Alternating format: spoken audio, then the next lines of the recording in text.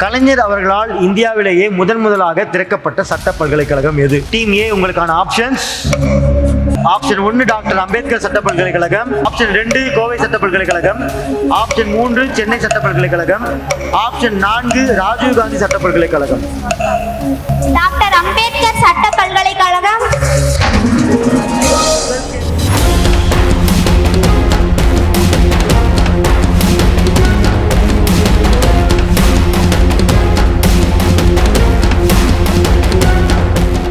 திராவிடம் என்ன செய்து கிழித்தது என்று கேட்போரே, திராவிடம் எதையும் கிழிக்கவில்லை.